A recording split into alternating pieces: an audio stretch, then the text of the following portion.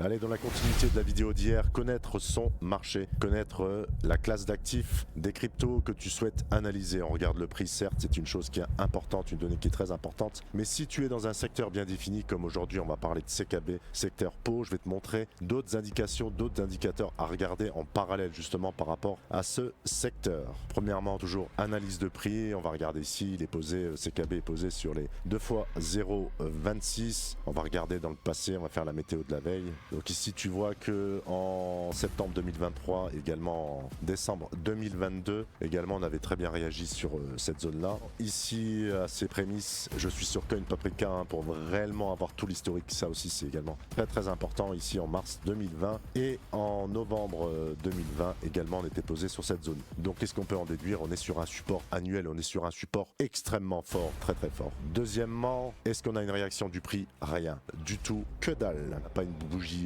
verte bien pleine, on a rien du tout. On n'est pas encore venu ce que j'appelle latéraliser là-dessus, ce qui pourrait conforter ce support annuel. C'est la question à se poser, forcément si on revient, on ne va pas racheter comme ça un support, on va se poser la question de savoir est-ce que ce projet est mort? Et là, qu'est-ce qu'on va regarder pour savoir, pour essayer d'avoir une petite idée? Donc là, ça pourrait être une très belle opportunité, mais il ne faut pas se précipiter non plus. Donc on va aller sur Mining Pool Stats, étant donné qu'on a affaire à une crypto Pau, et on va regarder le hash rate, d'accord, qui est en diminution forcément. Le hash rate suit toujours le prix, d'accord, c'est pas non plus, c'est pas un indicateur d'anticipation, mais c'est surtout un indicateur pour savoir s'il y a encore de la vie sur ce projet, s'il y a des gens qui sont encore intéressés par CKB. On peut également aller sur hashrate.no également, voir quel type de machine et à qui on a affaire, qui est susceptible de miner, et on voit qu'on a des machines type Antminer K7, tu dois la regarder vite fait sans rentrer trop dans les détails, et tu vois qu'une machine pour miner du CKB, c'est quelque chose comme autour de 5000 balles, donc les mecs qui viennent et qui veulent miner du CKB, ils viennent pas avec rien. Le mec qui a 10 machines, c'est déjà 50 000 boules. Il se peut que s'il y a beaucoup de machines qui sont dessus, il y a pas mal de hash rate ou autres, il se peut que ce soit justement de